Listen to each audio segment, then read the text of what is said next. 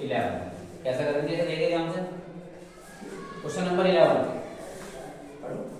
A TV tower stands vertically on a bank of a canal. From a point on the other bank directly opposite ये the tower. तो figure question book में given है।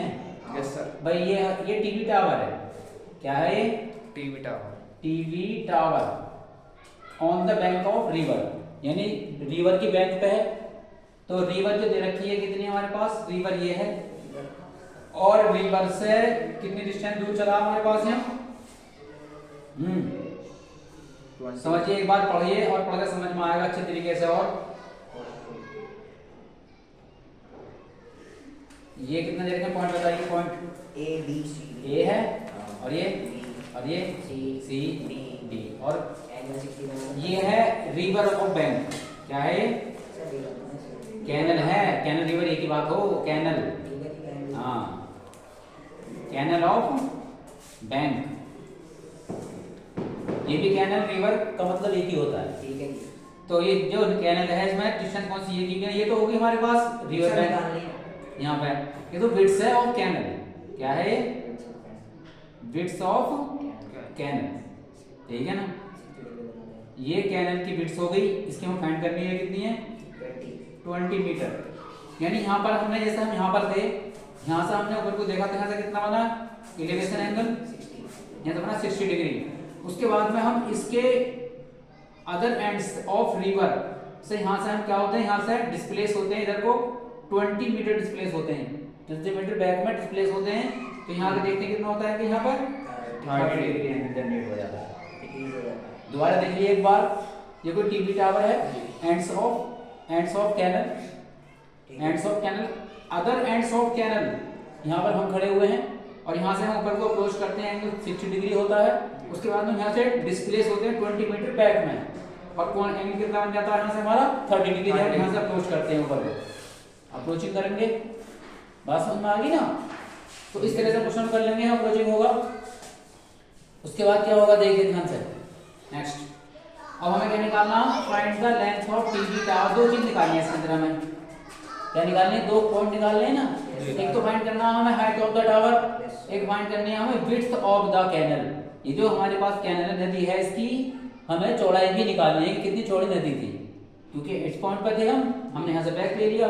यहाँ पे हमने note करा 60 degree है, यहाँ से 20 मीटर बैक होने के बाद में फिर यहाँ से नोट कर रहे हैं हम, यानी कितना हो रहा हमारे पास यहाँ 30 डिग्री एंगल नोट करा। कितना करा? तो कैसे लेंगे इसे, हम लेट कर लेंगे x, इसे लेट कर लिए कि लेट x लेट कर लिया हमने यहाँ पर।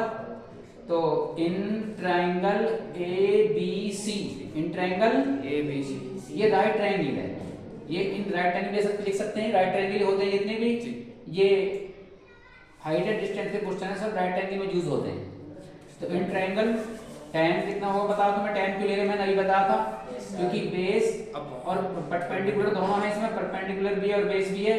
तो फॉर्मूला होता है इसमें परपेंडिकुलर अपॉन बेस, यानी AB upon BC। tan 60 degree की वैल्यू √3 हो जाती है इसके अंदर। AB कितना h, AB h है और BC x। हाँ, तो √3x equal to h, equation first. अब कौन सा लगे, इन राइट ट्राइंगल। क्या है?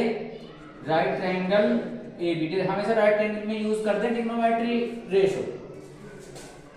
इन राइट ट्राइंगल ABD, AB कितना इसमें tan 30 डिग्री, tan 30 डिग्री कितना equal to perpendicular upon base, तो सेम ही है। और इसका जो बेस है वो हो जाएगा BD, यानी 1 अपॉन √3, और ये h है और कितना होगा 20 प्लस x।